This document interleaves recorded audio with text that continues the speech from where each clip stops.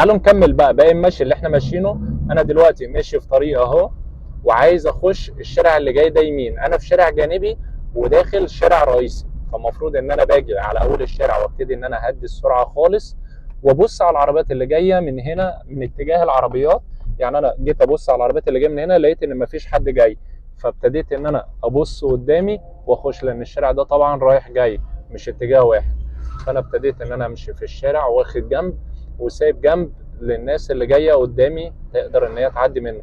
العربيه الكيا دي واقفه في قافله جزء كبير من الشارع، فاستنيت ان التاكسي ده يعدي وابتديت ان انا اعدي من العربيه دي عشان احنا الاثنين ما نتزنقش في بعض. رجعت تاني نفس الكلام في الحاره اليمين بتاعتي عشان ابقى سايب الحاره الشمال دي للعربيات اللي جايه في وشي. لقيت عربيه هنا بترجع من ركنه، فزمرت له لقيته ان هو وقف، فقدرت ان انا اعديه واكمل مشي تاني. انا محتاج دلوقتي ان انا اخش الشارع الجاي ده شمال، اديت اشاره شمال، جيت بصيت في المرايه لقيت ان مفيش حد جاي فيها، فقربت من الشارع ومفيش حد برضو جاي من وشي، فقربت من الشارع ولفيت وانا رجلي على الفرامل وعدلت الدركسيون اول ما وشي جه في الشارع مظبوط، وساعتها اقدر ان انا ادوس بنزين. فضلت ماشي ببص قدام خالص، لقيت ان في مطب والتاكسي ده بدأ ان هو يهدي، فهديت انا كمان. مطب صغير بس شكله قوي جدا، هديت خالص لغاية ما عديت المطب، وساعتها قدرت ان انا ارجع تاني ادوس على البنزين. زمرت للناس دول عشان ما فيش حد يعدي مرة واحدة قدام العربية، واخد الحارة اللي في النص لان الشارع كله ما بياخدش غير عربية واحدة، فما ينفعش اخد جنب عشان ما فيش حد يجي يزنقني في الشارع.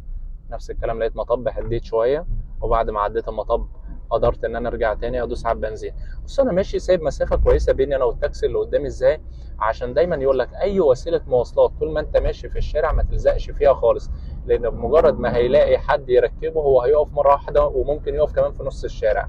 يعني التاكسي ده لو لقى حد دلوقتي يركبه ممكن يقف مره واحده، بس انا عشان سايب بيني وبينه مسافه كبيره، فانا هنا مش هتاذي او مش هيحصل لي مشكله، لان انا متوقع ده اصلا، يعني متوقع الحاجه ديت من قبل ما هي تحصل، فما فيش مشكله هتحصل بالنسبه لي يعني. انا ماشي دلوقتي الشارع اللي قدام بدا ان هو يهدى خالص، والعربيه السوداء دي بتطلع مره واحده، فقدرت ان انا اهدي السرعه شويه عشان خاطر اقدر ان انا اعديه. نفس الكلام سايب مسافه كويسه عشان هو لو وقف مره واحده او عمل اي حاجه مفاجاه ما اخبطش فيه او ما اقربش منه قوي. بدات ان انا امشي الشارع اللي على يميني دوت طالع، فبصيت فيه برضه عشان لو في حد طالع مره واحده ما لقيتش حد طالع، فبصيت قدامي وكملت مشي. هنا الاولويه ليا، بس انا ببص احتياطي بس عشان ما فيش حد يفاجئني. يعني في حاجه في السواقه اسمها تفادي اخطاء الغير، ممكن التاني هو اللي غلطان بس انا بتفادى الغلط بتاعه بس مش اكتر.